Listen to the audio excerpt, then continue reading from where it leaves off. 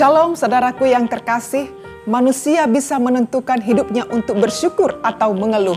Dari hal ini akan diketahui apa yang menjadi orientasi hidup manusia.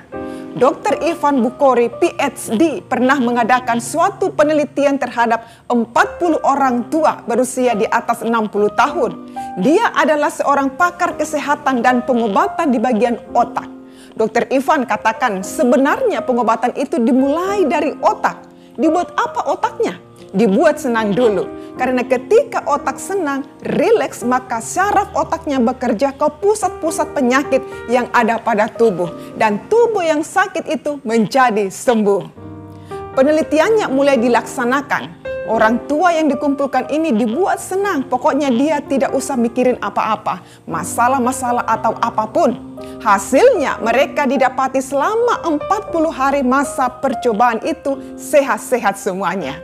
Di saat otak itu enak, senang, maka tubuh akan sehat. Alkitab dari dulu sudah mengajarkan bahwa hati yang gembira adalah obat yang manjur. Bagaimana supaya hati selalu gembira? Kuncinya adalah selalu bersyukur. Amin. Bersyukur akan membawa kita memahami bahwa ketika menjalani hidup baik, susah maupun senang, tetap ada tangan Tuhan yang selalu menuntun dan menyertai kita. Sebaliknya, mengeluh akan membuat hidup kita selalu terdampak dengan apa yang kita keluhkan, yang pada akhirnya akan membuat hidup kita semakin mengalami kemerosotan dengan hal-hal yang negatif yang terjadi di sekitar kita. Di dalam kitab Mazmur 73 mencatat mengenai pertanyaan kehidupan yang dilontarkan oleh Asaf.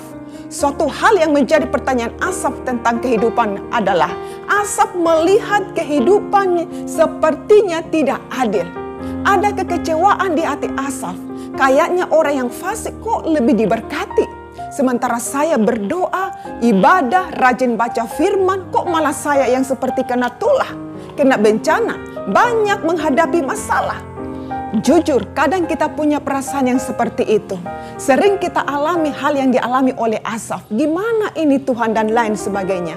Mari kita belajar sikap dan tindakan Asaf menanggapi keluh dan pertanyaan kehidupannya. Yang pertama poinnya adalah hidup kita tidak berakhir di bumi ini, tapi diciptakan untuk sebuah kekekalan.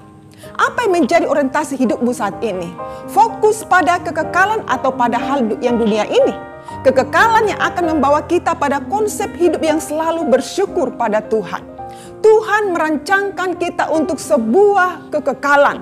Ketika fokus pada kekekalan, maka engkau tidak akan kecewa menghadapi kehidupan ini. Sebuah ilustrasi saya berikan.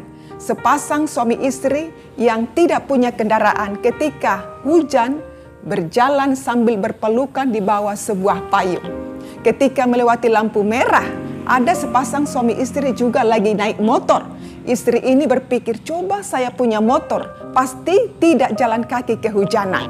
Sementara istri yang naik motor berpikir, coba suami saya punya mobil, pasti tidak basah dengan hujan. Sementara suami istri dalam mobil ternyata sedang bertengkar. Istri yang di dalam mobil melihat suami istri yang pakai payung berpelukan, biar kayak mereka nggak apa-apa deh, yang penting mesra. Itulah kehidupan manusia. Kadang susah untuk bersyukur dengan apa yang ada. Ternyata semua skala kehidupan orang itu punya permasalahannya sendiri-sendiri. Yang kedua, kesuksesan yang kita miliki saat ini bukan merupakan standar perkenanan dari Tuhan. Tapi yang Tuhan nilai adalah apa yang sudah kita berikan, bukan apa yang kita kumpulkan. Yang sudah kita berikan adalah bicara soal kesetiaan kita pada Tuhan. Pelayanan kita, perbuatan kita, apa yang kita tabur itu yang kita akan tuai. Pahami apa yang menjadi tujuan kekekalan Tuhan dalam hidupmu. Maka engkau akan memiliki hidup yang selalu bersyukur pada Tuhan. Amin. Apa yang menjadi landasan ucapan syukur dalam kekristenan? Yaitu pribadi Allah sendiri. Kalau landasan karena materi atau harta, harta bisa habis. Syukurnya bisa hilang. Mazmur 73 ayat 4 berkata, dan bergembiralah karena Tuhan, maka Ia akan memberikan kepadamu apa yang diinginkan hatimu.